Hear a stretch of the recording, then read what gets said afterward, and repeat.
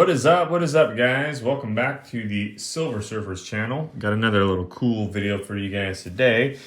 And what we're going to talk about is a little bit of Morgan dollars. We're going to talk about a little bit of the General Services Administration. And we're going to go ahead and kick this thing off. So without further ado, I wanted to just kind of give a brief little overview of what we got in front of you. And I'm going to actually link below. Go ahead and click that thing out and check out Dr. G, a good friend of mine, his channel. He did a wonderful, phenomenal GSA video quite some time ago and goes into all the different specifics of this entire Morgan dollar release, which many of you guys are familiar with, these GSA Morgans. And it's just such a great video. So go ahead and check that link below. And do yourself a favor. I'm not going to reiterate all the information that he already did because he set the kind of tone for that. And I'm just going to give a quick little background on some of this stuff. But anyways, what you see in front of you is a couple of things. This is a GSA Morgan silver dollar. Most of you guys just want to see the coin here, I'm certain. Comes in these fancy little boxes. What happened was in the early 1970s, the government did an audit and noticed that they had a ton of these silver dollars. I don't know the exact number, but there was a whole massive amount of them in storage. And so what they ended up doing in the treasury vaults, since we weren't on the silver standard anymore, that ended in 1964, if you guys recall, they thought that, hey, you know what, let's go ahead and start up a campaign and sell these essentially to the public. And that's what they did. And so they contacted the GSA, the General Services Administration. Look at this fancy little box right here. And one quick sidebar on this box, I just want to give a good shout out to my buddy, Make Numismatics Great Again. And his channel is also linked below. Go ahead and check that out. I have not had a chance to formally do this on the YouTube. And so I just wanted to thank him for this. He sent me a package. And this was included in that as a friendship gift. And I am forever grateful for this, my man. So thank you very, very much. These things are super cool and super collectible, to be honest with you. They would come in these boxes like such, as you can see, when people would get these Morgans or peace dollars. And it's just really neat. You know, you got the individual M.K. Andrews. I'm not certain on, close that, you could probably read. Maybe it says POBEE, I think. Deland, Florida, and the zip code. Kind of cool though, but you got the order number there, the old school U.S. mail postage stamped in the 1970s. Just really, really neat history here, guys. And I'm just super, super thankful to have this here for my friend. And so thank you, Make Numismatics Great Again. So back to the story here. These would come with inside of these, depending on how many you ordered, so on and so forth. And you get this fancy little box, which will open up here. They had a whole campaign of these. They sold them in many different ways and routes. And again, I'm not going to go ahead and bore you guys all with that. If you want to learn all the background history and stuff, please look at Dr. G's channel.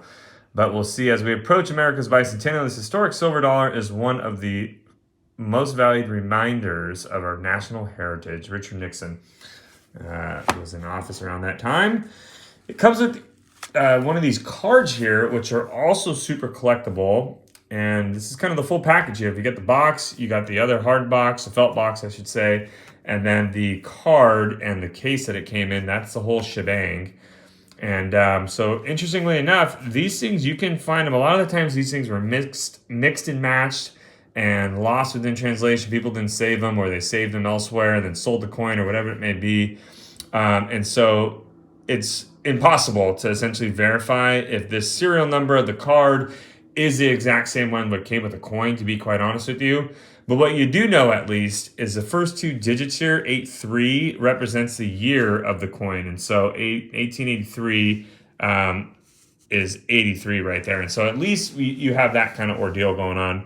But you can pause the video if you want and read through. I'm not going to read you exactly what it says here, but this was issued alongside the remainder of the product that you got. And it's really neat piece of history. It's blank on the back. There's nothing there to show.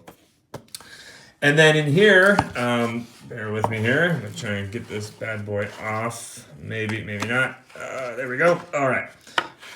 So in here is the coin. They would come in these holders, and depending on which type of coin you bid on and you won, or purchase from the GSA services here would be the determining factor of how they arrived, whether it said uncirculated silver dollar or they just said silver dollar at the bottom, which you can't see because this was graded by NGC.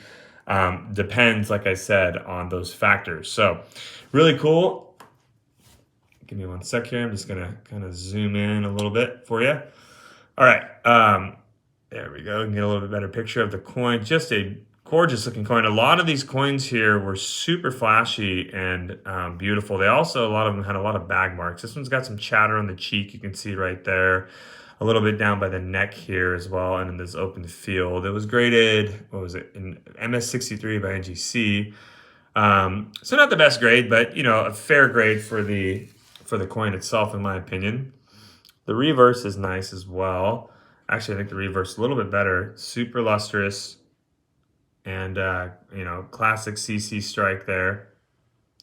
Sorry, trying to get it in focus. There you go, and just a nice coin overall, guys. These coins, they sat in treasury bags for years and years and years and years and years until they were eventually released to the public. So you can take that and determine what type of coin you're going to get. And many of them were super lustrous. Many of them were very, very good looking, and also had a lot of bag marks. And so anyways, like I said, this one's graded by NGC. PCGS also grades these things. The way that they do it is a little bit different though. They'll actually go and encapsulate the entire coin into this big, huge, humongous plastic piece, which that's kind of cool, but I don't know. I prefer the NGC style ones, to be honest with you, the little band there, and then it goes around on the backside, and then on the top, they also place a little sticker up here just for a tamper proof. But anyway, so that's the coin. That's what we got. That's a GSA Morgan. Highly collectible. These things are very liquid in the coin market, to be quite honest with you. They're probably one of the most liquid coins I would say out there.